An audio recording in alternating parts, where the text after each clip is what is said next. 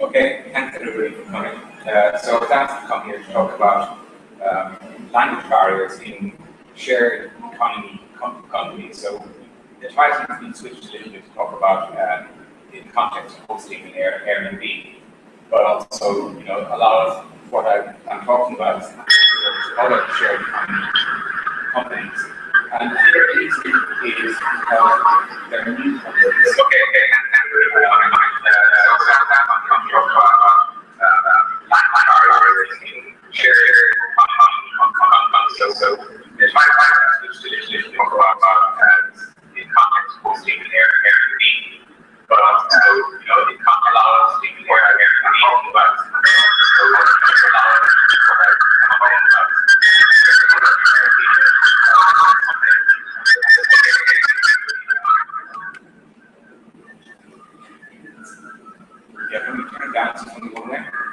Sorry? Okay. Yeah, it's fine. Okay, great. So, all the shared economy companies are basically new companies, which means that their attitude towards translation and localization is a little bit immature. So that's the one common factor that we see between these kind of companies. So just to let you a little background about myself, I'm the CEO of Andavar, which is a localization company, which is a global company. I'm one of the founders of the Irish Thai Chamber of Commerce here in Bangkok. I've been here 22 years. I am fluent in Thai as well as English. Our company, our headquarters are in Singapore, but we've got production offices in Medellin, Colombia, Kolkata in India, and Bangkok here, and sales and in Miami. So we do translation, dubbing, voiceover, subtitling, in all languages. We have our own studios, so we do recording, we shoot videos for Cambridge University Press, so we do a broad range of services, not just translating documents. In the context of the travel industry, some of our clients here, Agoda, is obviously a very big company. We're doing 37 languages for them now, many different kinds of translation content. Airbnb, yes, we sell stuff for them. Lonely Planet, also a very high quality travel writing. Travelocity, very well known. Holiday Check is in Switzerland, Austria, Switzerland. They're one of Europe's biggest players. Minor are like the high-end resorts like Anantara, and some of the airlines like Scoot and Tiger Air. So we do a broad range of translation of all kinds of content, from press releases to marketing, videos to hotel descriptions, reviews, all kinds of content.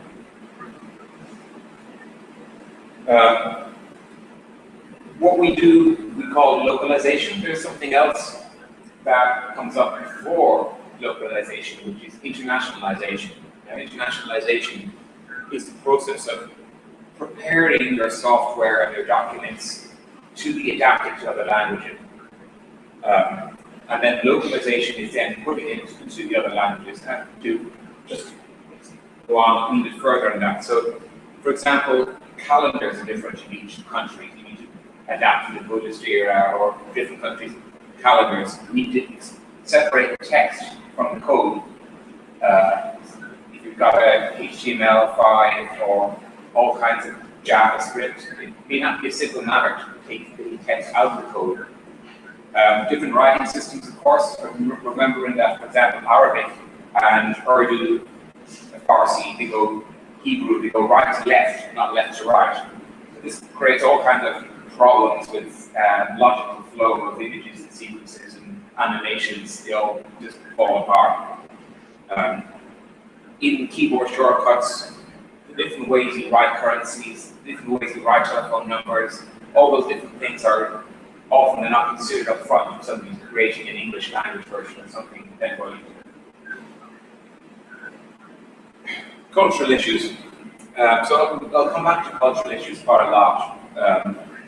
There's also the local taboos about religion, about showing women, showing eyes and parts of the body, the look and feel. Like if you go to a Japanese website, you can see like lots of pinks and yellows, and you see cartoon characters to guide you through everything. So, it's kind of quite a lot of work to make a brand that was originated in Europe or America to make it look as if it's a local brand. So that we come back a little bit further to the kind of adaptations we can make. So I think central to what we found is in localization is that there's many phases of maturity in terms of localization. So it starts off with, people, we don't really need to localize. All our customers can read English or can understand. English is good enough. And that's how most companies get started. English is good enough. The kinds of people who can afford to travel, they have enough English. And not really thinking, how can we maximize our revenue? How can we maximize the experience? So eventually you get to a point where it becomes reactive. By reactive, this business unit has this need, so we need some translations done. Later, you move to something that's repeatable. You know who I'm going to turn to translate this, what the process is going to be like. And eventually, as you move up through the maturity process, you get to a stage where a company is totally transparent. In other words, when they create content, they're thinking about how we're going to localize content. Now, if you can see with a lot of newer companies, they create everything first, and then they think, oh, what obstacles or barriers or problems we have in going into the local culture. So less than 1% of all companies get to this optimized and transparent stage. It takes a long time. And we've been working with Agoda, Travelocity, mine and Antara for 12 years, my former company and my current company. And they're just about at the repeatable stage. So initially, everything was pushed back. It's too slow, it's too expensive, it costs too much. Even now, with, just for example, with Agoda, we're doing things like the names of the rooms and the descriptions of the rooms, and the hotel built some policies about what you can do about checking in and what are the rules about checking into this place.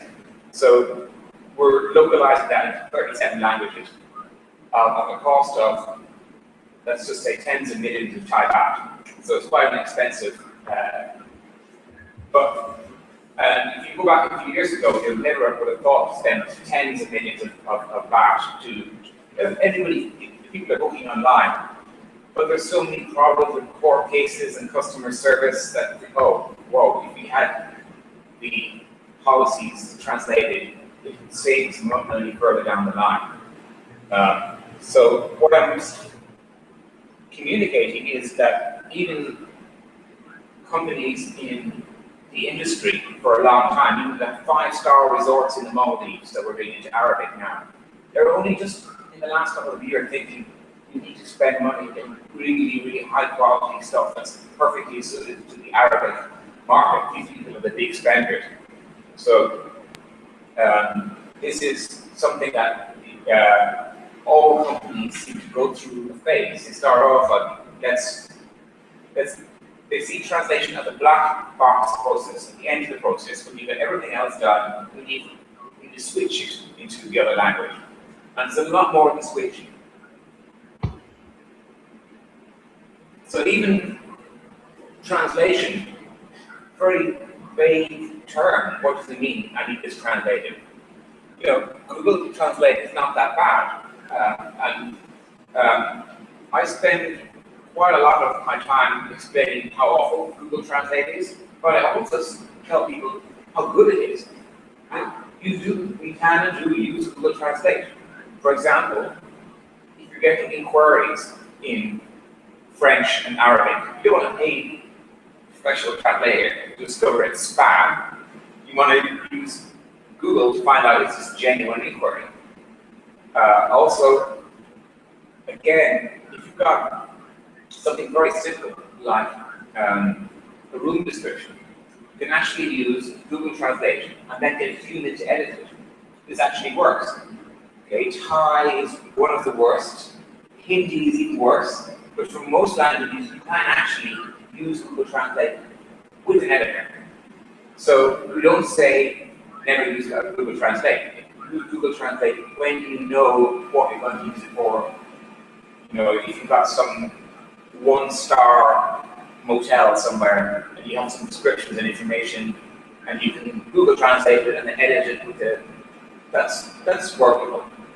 Then another thing is, I think you have here, my receptionist can do it their full time. People use their internal staff to do the translations, and again, that is usually not efficient. And just because somebody is able to speak two languages doesn't mean that they're a good translator.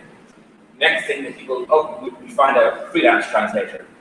But of course, these days, unfortunately, there's a lot of fake CVs, and people, you can't always believe people's ability in their CV. I mean, there's a great difference between the opening paragraph of a Lonely Planet guide, where it tells you about the city, the wonderful smell, and the idea. You need a professional marketing translator to do that, and needs to be edited and reviewed, to a simple factual element. Your user experience on a UI, on a mobile app, you need to be using professional people, checking it again and again, cross-checking. You don't want to be cutting any corners in that kind of material. But if you're just looking at reviews, reviews of that people left when they visited a hotel, and you want to seed your site, you want to have different people saying, oh yeah, they do have reviews in Thai, oh yeah, they do have reviews. You want to take a subset of that. Well then, one trick of what we did was we for Holiday Check, we would push a whole load of reviews through Google, who actually wasn't Google Translate, it was another form of custom machine translation, which is better than Google, but still pretty bad. And we pick out the ones that came through kind of okay, and quickly edit them to look like they were human, and then stick them up. Most of them will go through the MT machine translation very badly, and just throw those away. So eventually, people start thinking, well, I think we need to hire an agency instead of freelance translators, because translators are good and they're bad and try to control the work they're doing. So, let's find out which is the cheapest agency and use those. Then eventually you start realizing that pretty much all translation needs somebody to edit and check it. And finally, the later stages, people arrive at things like glossary, style guide, how we're going to translate for who's the target market.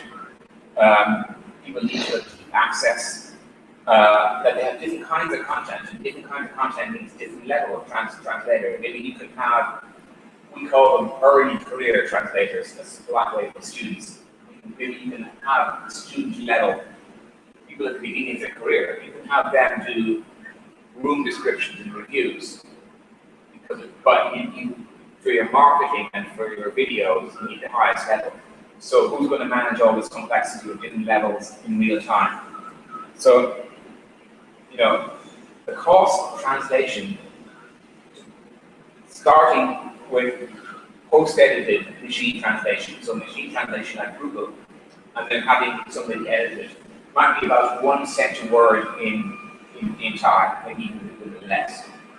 If you want marketing translations or very high quality user interface translations to be done in Japanese, Japanese is not even the most expensive, but say the main markets, that would be 35 cents a word.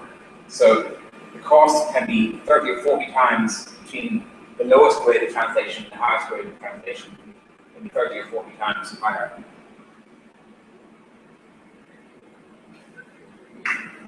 This is where you find out if you have an internet connection.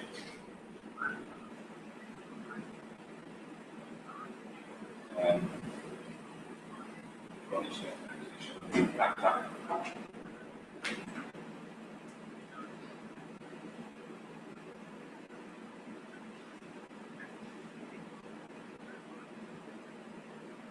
But actually, this video I'm going to show you is just something we did for Airbnb. It's interesting if you can spot what the problem was. I can connect that to my mobile and connect it.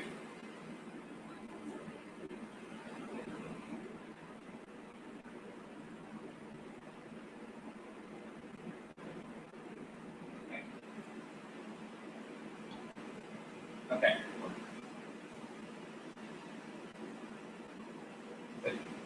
Should just load in a few seconds. Yeah. Just give it 2 seconds, it should load.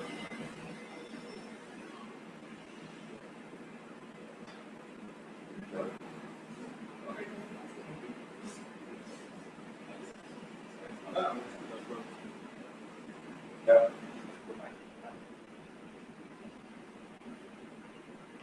Did test it out before.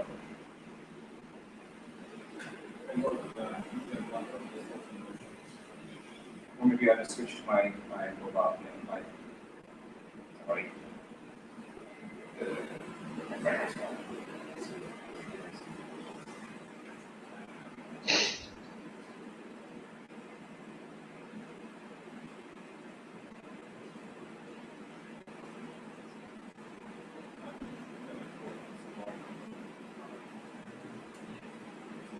Oh, so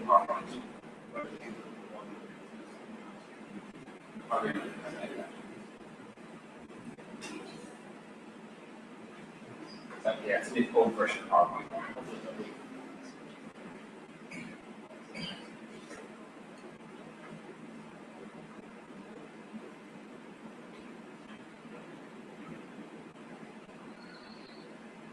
Actually, that would be a shortcut.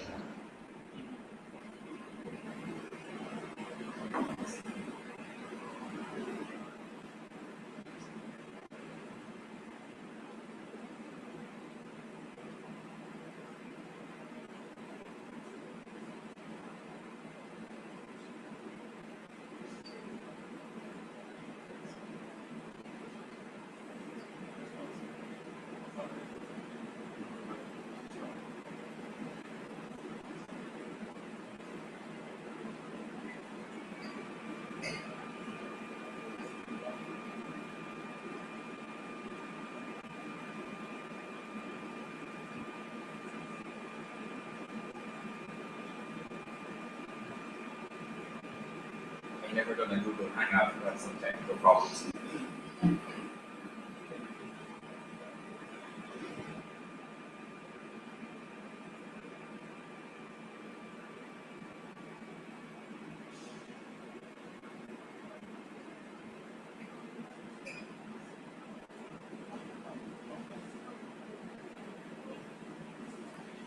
There's no HDMI adapter on the Ector, which is what I came with a wireless adapter and HDMI adapter. There's no HDMI port.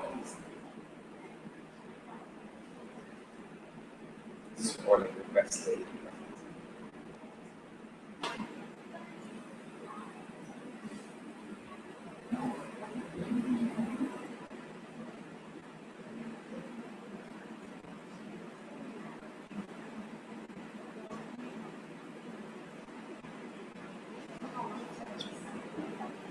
I think we'll have sound.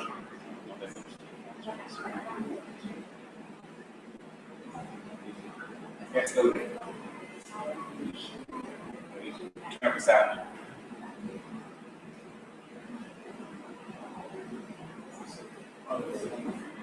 Yeah.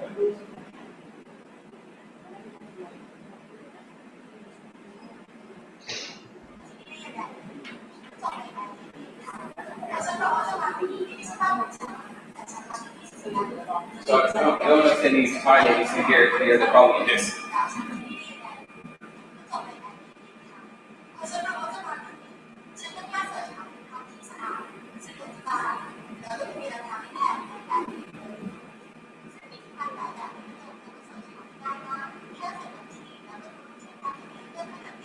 Well, you can see that the dubbing it matches the voice and lip sync very well. The problem is it's a bit like general where you know speaks really quickly, but also in English, I've forgotten the name of the lady who did it. She's speaking very quickly. When you translate, the text expands.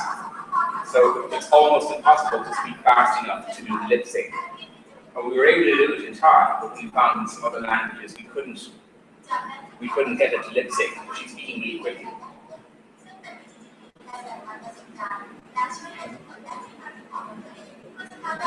So this is an example of internationalization. When they did the video, they didn't think that, or maybe you shouldn't have a woman in Arabic countries, maybe you shouldn't culturally it needs to be adapted, and they didn't think wow, she speaks really quickly in English, what's that going to be like in other languages?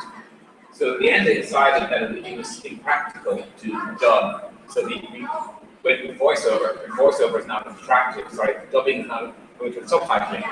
Subtitling is not as good as dubbing.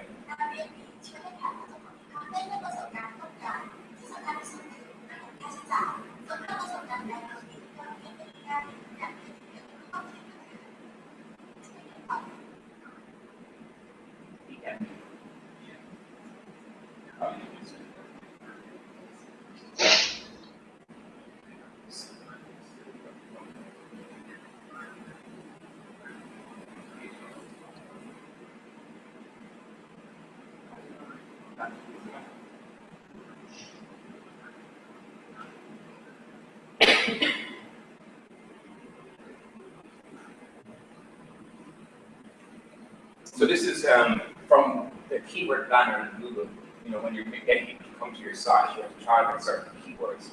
And quite often we see that we have something that says pet-friendly. This is pet-friendly hotel. This is pet-friendly house. So what often happens is that translators try to translate that phrase directly. So, I mean, what would you say is high on pet-friendly?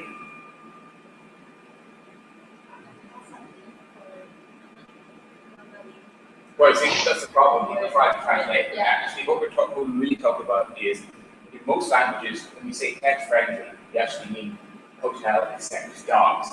Okay, because you're not going to be taking your cat with you, or your leopard, or your monkey, or anything like that. So it'd be dog. So actually, pet-friendly translates into except dogs or except pets in most languages. So you can actually go into the keyword planner and look around until you find in Google what do people actually search for. So again, a mistake that a rookie company makes is we just have a translator translate pet friendly, and it comes out something rather funny and not really what people actually search for, what people are searching. But to take this example further, if you're going to, say, the Arabic or Indonesian market, there's another problem with dog-friendly or except dogs, which is culturally, if you're Muslims are not supposed to have dogs as pets because they're unclean. So from this, we can see that there's a lot of cultural adaptation that needs to be made when visitors come from Indonesia or Arabic countries to Thailand. Top two things they always ask about: halal food and where is the nearest mosque. So they ask again and again. I'd love to try some Thai food, but it has to be Thai food that's also halal. So by the mistake that a company that's new to travel will be making is to take, we found out that in the American market people search for pet-friendly, gay-friendly, all these other things, but maybe people, if you're coming from a country where it's illegal to be gay, you're probably not searching gay-friendly into. So there's a lot of there's features that each people look for. Japanese love to have full tubs, full bathtubs instead of a shower. Okay? Chinese, they want to have teenaging facilities. To them, that's more important than Wi-Fi. But for most Europeans and Americans, Wi-Fi is the number one thing. So if you understand each culture, you can adjust your marketing to what's most important to them. Is it issues about their cultural food, issues about religion, what do they want to be, what are they attracted to? We know that Northern Europeans they want beaches because it's too cold. So you market about beaches. Somebody who comes from a hot tropical country with lots of beaches, well, maybe that's not what they're looking for. They're looking for historical things or mountains or wildlife. So you can see that the travel experience and the needs of travelers, from the Chinese group tours to the Russians to Japanese, got different budgets. The Japanese don't usually do much backpacking, so they've got different budgets. And if you know your target market and you know who you're trying to attract, you can make cultural adjustments to how you position your travel product.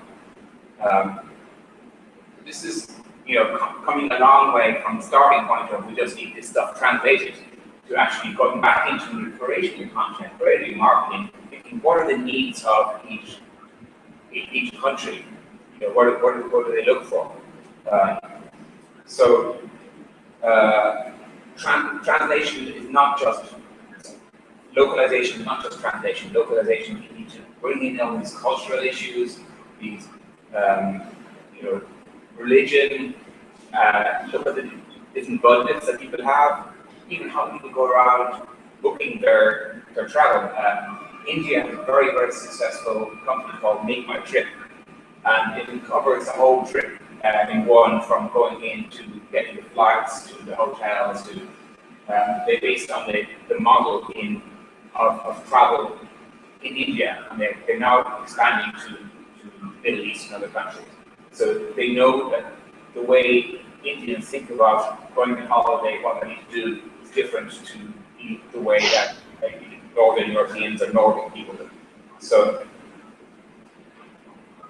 translation is not a simple process. The examples of names of products often can sound quite funny. In Finland, you have Juicy Pussy bread rolls, and Cough beer, and Super Piss, which is for unfreezing car doors. We don't have a problem with freezing car doors here anyway. And yes, Finland have their KKK supermarket, which probably would be very popular in America. So that's the end of my presentation. Just wanted to, show to you how the issue of translation is not a simple thing. There's many meanings to translation. They involve different levels of translators, cost, quality, where you kind of pitch yourself, how you adapt your products to the culture and the needs of each traveler.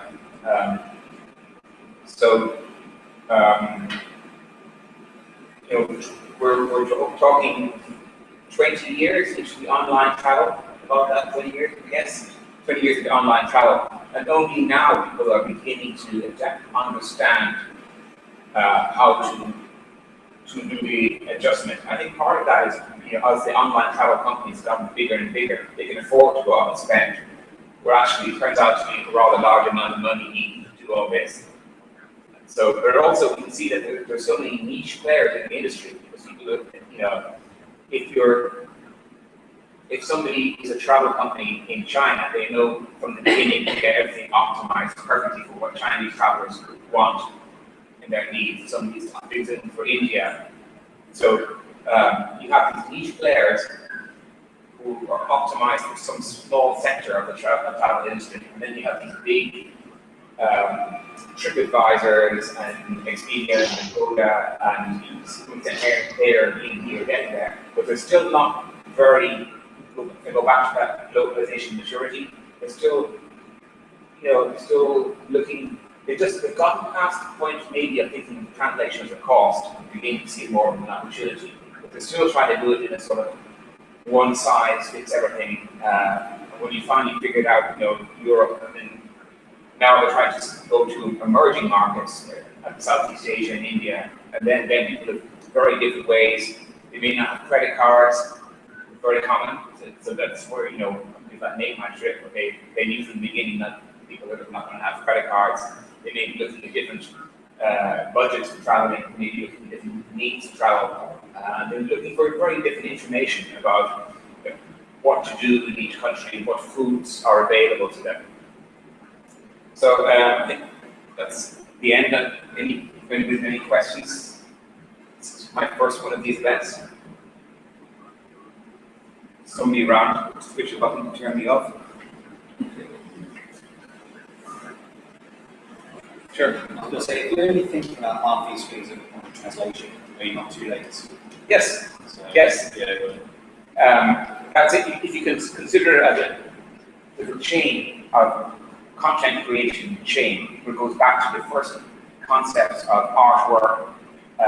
If you're thinking about translation at that point, you think, oh, we better leave space for expansion because Thai Vietnamese are going to expand by a lot. Thai needs to be 4 points bigger. And we should select models that are maybe not all quite Caucasian. So all this thing, but it never happens that way. There's never been any company that thinks about these things. Maybe nowadays, when Microsoft is producing new projects from the beginning, they're thinking about that.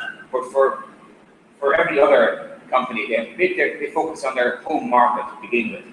So in these cases, they think that let's not worry about conquering the world. Let's conquer our home country first. When they've done that, then they immediately try to just translate, and translation gets them somewhere. So it's a cycle of continuous improvement where people gradually realize, oh, this is not as it's not as easy as just finding a translator to translate this stuff.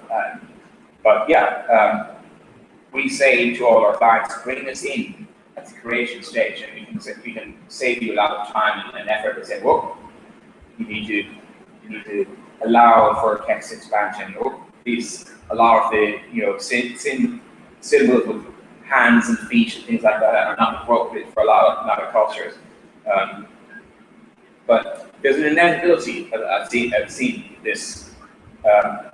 Perhaps if you're starting out in Southeast Asia and you're very aware of languages, or if you're starting out in Scandinavia and you know that your market is going to be primarily outside of Scandinavia, then you're thinking about these things a bit more often. What you see with especially US companies, and initially the US market is so huge that they only think about the localization when it reaches a pain point. They have legal cases and they have people fleeing to local niche players. So initially the question is, why is this translation so expensive? Can we not get it done cheaper? So the translation is seen as an expense. It takes a lot of back and forth before finally people think that, oh, translation, localization is an opportunity. One of our online travel companies, they translated into Catalan and some rarer European languages. What happened was that it became #1 within 3 days on Google in Catalan because there wasn't anybody else in Catalan. So, people go down the route thinking, okay, Japanese, Chinese, French, Spanish, etc. are the languages that you go into. But sometimes you can go into a niche market. One of our other sectors is gaming. People always want to get into China because it's so huge. But there's so much domestic competition in China. Plus, there's not just 2 Play stores. There's 50 different Play stores you can get all your content from. So you can't just throw it up there. On the other hand, if you're in Thailand, there's not so much local games. And a lot of the games have poor quality translations. So maybe Thailand is a smaller market for a game or an app, but actually it might be easier to get into the Thai market because there's less competition. So, there's many factors. You've got a high-cost product. You're looking at Nordic region, Japan, Korea. You want to be doing high-cost products into a company with low purchasing power. But you could take the other route and saying that people aren't just interested in the countries with low purchasing power. In India, a lot of games download a game 2 cents. Okay, 2 cents is not a lot of money, but there's an awful lot of people in India, and their internet penetration is soaring at the moment. So maybe all those 2 cents do actually add up. So basically, the one-size-fits-all model of translation doesn't really work. And to some extent, I've gotten used to the idea. If you go back 10 years ago, people would think we translate into French, German, Spanish, Portuguese, Chinese, Japanese, and Korean. And that's the other markets are not really interesting because they don't have much money. But what we're seeing now is the rise of the emerging markets. We're seeing that Southeast Asia, South America, Eastern Europe, suddenly you can make money in 40, 50 languages. So it's a long answer to your question, but you're right. If you're only thinking about localization when you develop the product, you miss the boat.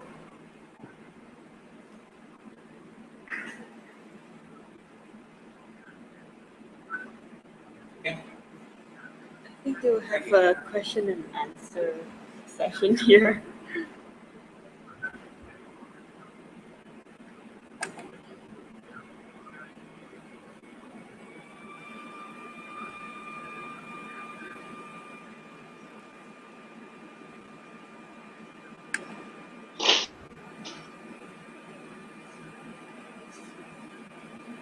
No problem.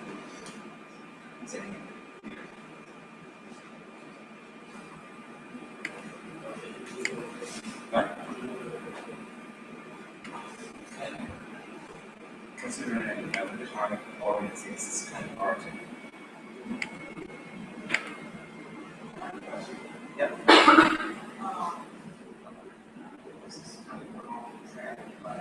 I have been in the process of developing a online spa training program. Right now, this is my plan, but South Africa is spotting articles moving into that area. So I was thinking in terms of translating my project into languages in that area, what should I be doing Well, if you go to Latin America, unfortunately, you can get away with just two languages there, Latin American Spanish and particularly Portuguese. Now, there are differences between the Spanish in every country, but you can get some sort of compromise. Universal Spanish or Latin American Spanish. For most, unless you're in something really technical like oil and gas, you'll need to worry about different variances. Also, it's not, those languages are not especially problematic as, say, for example, Arabic could be, or cultural differences in Japanese. So, you know, a product that you develop for training in Thai and English I would expect, doesn't need so much cultural adaptation. One of the things that we do is we say to some clients when you're localizing it, get all the English or Thai, whatever is out, and then say all in English, expand it by, for every vowel, making a double vowel, so A makes A, E makes E, and that we call it pseudo translation, and that's the equivalent to what will happen in your real translation. So if you feed that back in again, and you see that it breaks all your menus and things like that, then you know that it's going to break it when you go into German and other languages. You could also even just use Google Translate, just to give you an idea of what happens when you translate, and then you put it back in again. Sometimes you might find that actually the process of taking the language out, putting it back in again, is quite tricky, because people have let developers comments and remarks that there may be text that's inside images, and you burn that text into the images, burn the text into the video. If any video, ideally you want to have the text in XML subtitles that are placed into the video. But if you just have them burned in, well then what are you going to do? You're going to have to cut that hole, basically like a hole in the video, putting in new text in. You might, if you're getting a video made or somebody or animations made by a third party, you show them the source file, because if they give you a published version of a video or a Flash or a